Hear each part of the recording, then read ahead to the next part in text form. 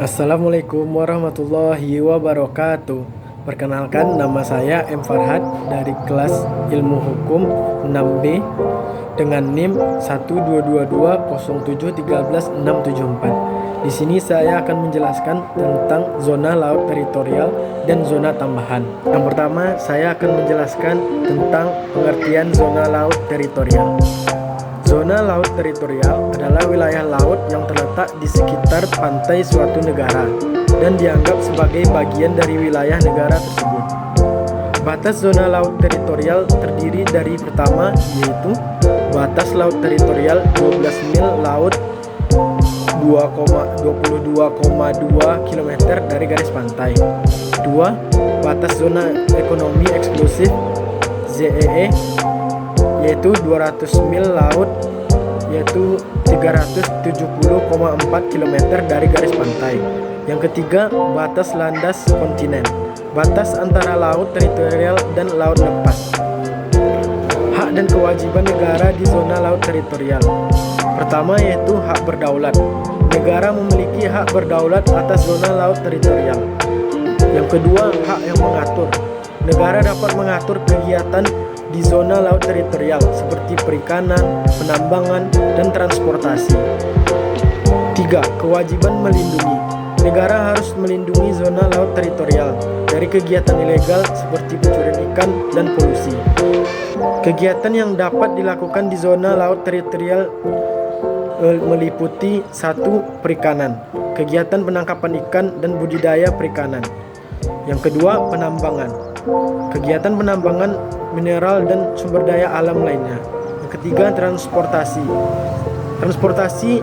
Kegiatan transportasi laut seperti pengangkutan barang dan penumpang.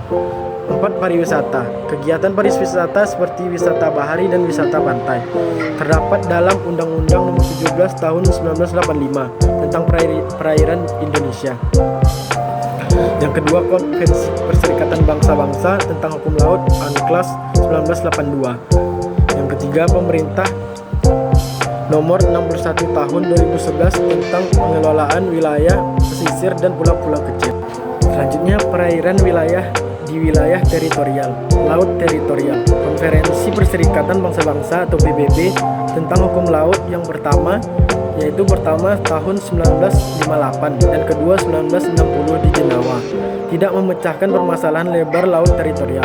Pada waktu itu, dalam praktiknya, penguasaan negara-negara maju terhadap perairan di sekitarnya menunjukkan keanekaragaman, sehingga dalam menentukan lebar laut teritorial tergantung pada kepentingan negara yang bersangkutan.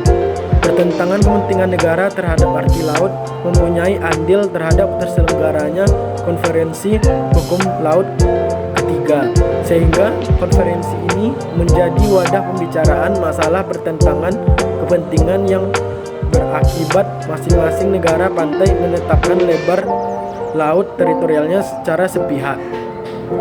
Konferensi PBB tentang hukum laut ketiga telah berhasil menentukan lebar laut teritorial maksimal 12 mil laut.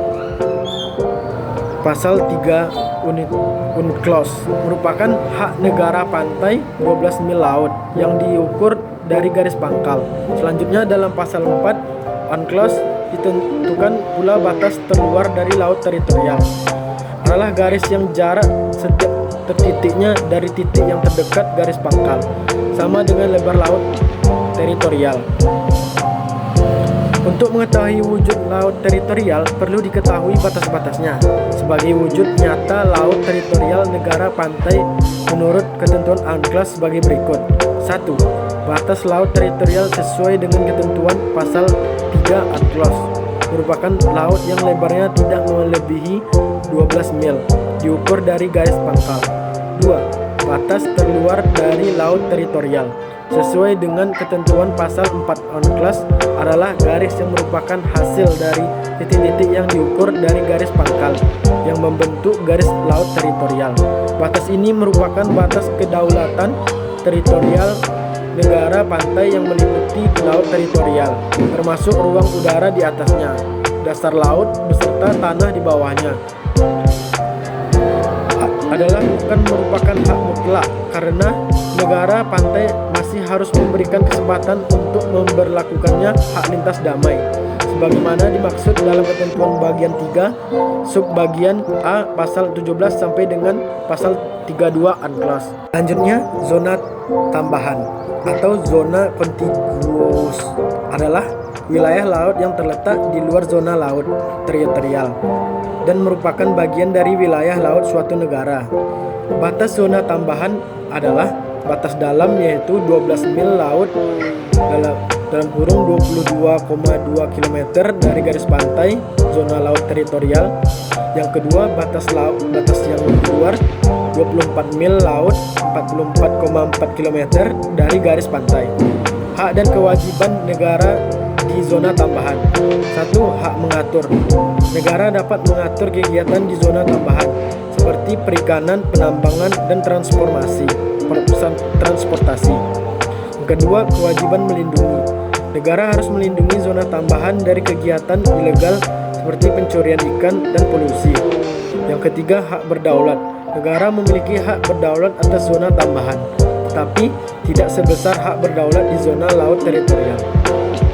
Kegiatan yang dapat dilakukan di zona tambahan dalam bidang perikanan yaitu kegiatan penangkapan ikan dan budidaya perikanan.